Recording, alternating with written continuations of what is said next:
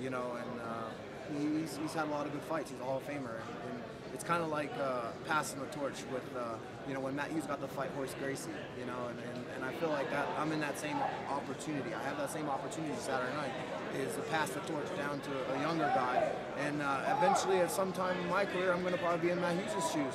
And I don't want some young ass kid coming in here and fucking punking me, and, you know, and talking shit on me, you know. I just would be like, yo, man, I'm 38 years old, 37. I just want to make my money, just not, you know, not have that much attention on me, and just fight and get it over with. So I can understand, you know, where Matt Hughes is at this point in his career, and you know, I'm thankful that he took the fight. You know, I put a lot of pressure on him by twittering, and you know, I you know, text Dana White that day, and you know, I was like, hey, you know, Dana, it's your favorite son, Koss, man. I was like, we need to make this fight happen.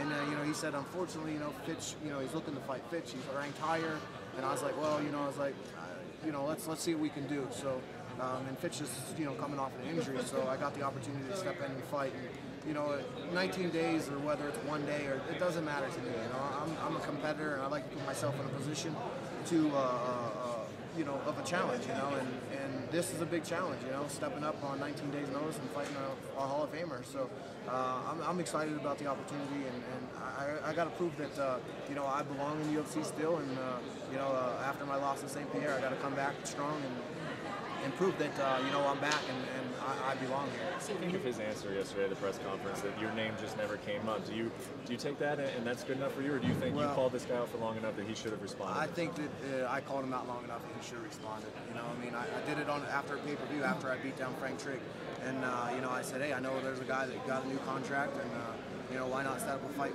with me and him? So I think he knew that it was out there, you know, and you know, if somebody was calling me out long enough, and you know, on the mic saying, hey, I want to fight Josh Koscheck, I'm going to say, yeah, I'll fight your ass, you know, I'll step up and So do you see yourself going up to 185 at all after the fight? Well, like, you know, I just want to get big fights, and, you know, I feel like if I don't change some things in my training, you know, from being away, if you guys don't know, I travel to go and train, so if I don't change some things in my training camps and things of that nature, I don't feel I have too many more fights left in me, because being away and being on the grind for 7 years is, you know, really brought a toll on me as a person.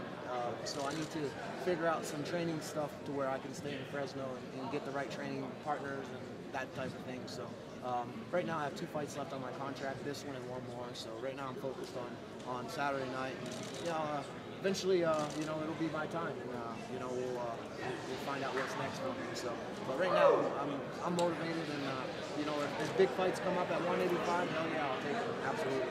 You mentioned kind of looking at where Hughes is now and thinking about, you know, yourself in that position 2 years down the road. But is that because stylistically you guys are kind of the same, or is that just a general fighter? I just think it's a general fighter thing, you know.